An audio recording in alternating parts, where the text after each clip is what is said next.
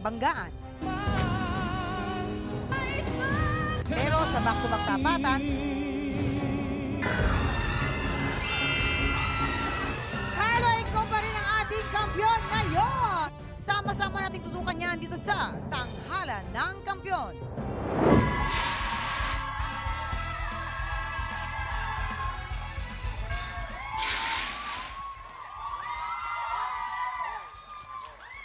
Diyos!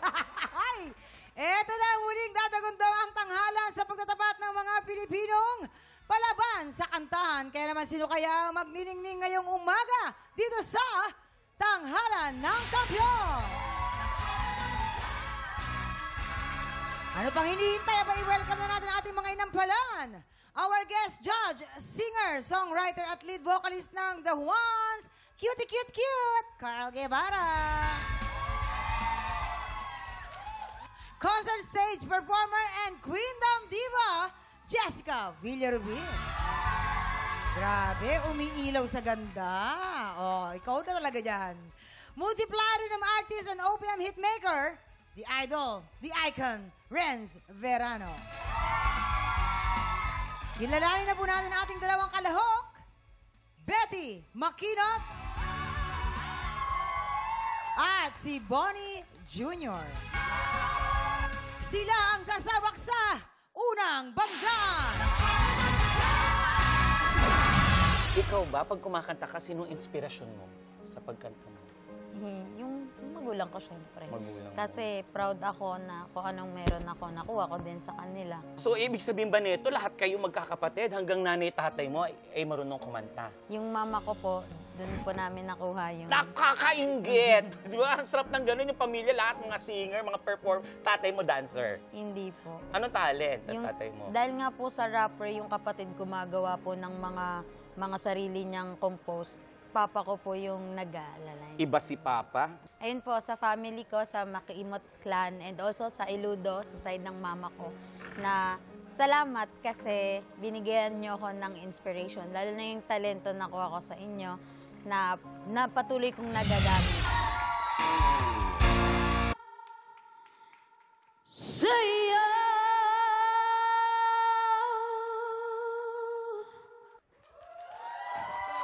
Betty Makinot ng Cavite. Hi, Betty. Hello po. Si Betty daw ay nagtatrabaho sa Samgyupsal, tama? Yes po. Singer na, waitress pa. Paano mo na pagsasabay yun? Paano ba yun? Anong oras dumarating yung order sa table? Actually po, yung duty ko po is 2 to 11. Okay. So, kung wala pa pong mga tao, natulong po ako sa front, pag-take orders, tapos kung meron pong kailangan sa paglilinis ng mga kutsara, mga utensils. Ikaw pa rin? Ako pa din po. Pero once po na sobrang dami ng tao, and sinabihan na po ako ng manager, kailangan mo nang umakit ng stage at mag-entertain. Ay, talaga? Kumakanta din po. Gano'ng kalaki yung restaurant? Mga ilang square meters siya? Maliit lang naman. Maliit lang. So, kaya maliit lang ang galaw nyo. Ay, grabe. Ang sipag-sipag mo naman. Tignan natin, ha, kung gaano sisipagin ng ating mga inampalan. Nagustuhan ko yung dynamics mo. Nung una na akala ko bibigay ka na, pero finalsetto mo. Ang ganda nung part na yon. Siguro ako sa performance na to, kasi itong kantang to, it requires angas power. Siguro nung sa part nung nag-ano ka na sa climax, medyo nakulangan lang ako sa power or angas. Kasi ang bigat-bigat na ng music Parang gusto ko ma-feel talaga namin na, alam mo yun, yung parang nagigigil ka or something. Yun lang naman. But overall, nagustuhan ko yung performance mo. Congrats! This is actually a very interesting song choice. You know? Hindi to madalas ginagamit pang contest. Pero inatake mo siya in a different way. And na-appreciate ko yung tapang na subukan yung ganitong areglo. So, I love the style. Tama si Jessica, I agree with her. I love your voice quality and kung paano mo kami sinurprise dun sa mga pigil moments na akala namin ibibirit mo pero nag-falsetto ka, hinold back mo. So, I like how you were playful with it.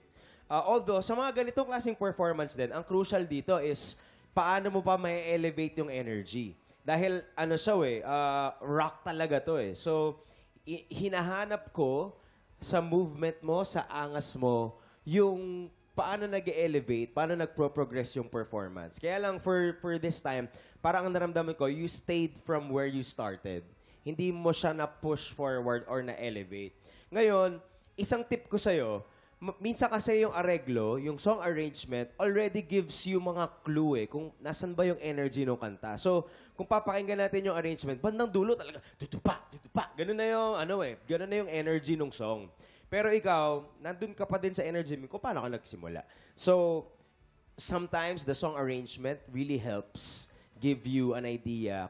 Dapat nasasabayan mo siya It should be helping you elevate the performance. So, yun lang ang tip ko. Pero alam mo, napaka-promising ng yung singing style, ng voice quality mo. So, huwag kang madi-discourage. Ituloy mo lang ang paglaban. Yun ang copy ko sa'yo, Betty. Betty, maganda ang iyong interpretasyon nitong awiting ito. Tama si Carl, bihirang kami. Actually, hindi nagagamit ito sa contest. Dahil nga, yung kanyang style, kakaiba. Kumbaga, paano mo bibigyan ng pang-contest na style? Alam mo na, ang nakita ko sa'yo, parang binigyan mo ng touch ng ages yung kanta. Kasi yung boses mo, medyo hawig sa ages.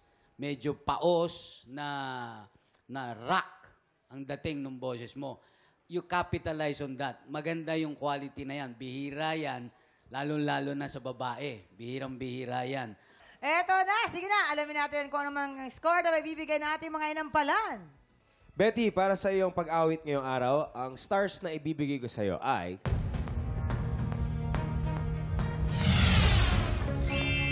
3 stars. Betty, ang stars na ibinigay ko sa'yo ngayon ay... Another 3 stars. Okay, Betty, bibitinin muna natin kung ang score na bibigyan ni Jessica.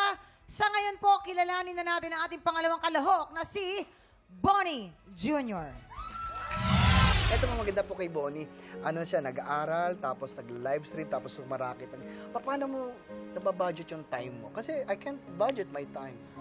Actually po syempre may schedule po yung pasok, which is umaga hanggang hapon. Sa streaming po, paggabi, siguro mga alas 8 hanggang alas 11, pag kaya pa ng boses, 3 hours, ganyan. Tapos pag nag-enjoy po, umaabot ng madaling araw, pag may mga kachikahan, kakantahan. Ano ba yung naipundar mo nung live Ako stream? na isang mall. Joke lang po. Napagawa ko po yung kalahati ng bahay namin.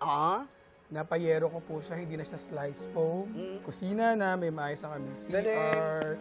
Tapos nabilang ko ng tricycle ng tatay ko, cellphone Sa live stream, sa live stream. Yes. Kaya malaki din yung papasalamat Tapos mo sa ngayon live po, stream. nag-aaral ako. Doon ako kumukuha ng pang-tuition ko, pang-suporta pang-sustain ko sa pag-aaral. So, sobrang laking tulong po sa akin ng streaming. Kasi syempre, hindi lang sa akin personal, na-extend ko siya sa family ko, sa parents ko. Message sa mama at papa mo. Natupad ko na yung isa sa mga pangarap ko. Sumali sa isang singing contest. Tapos, TV pa for the first time.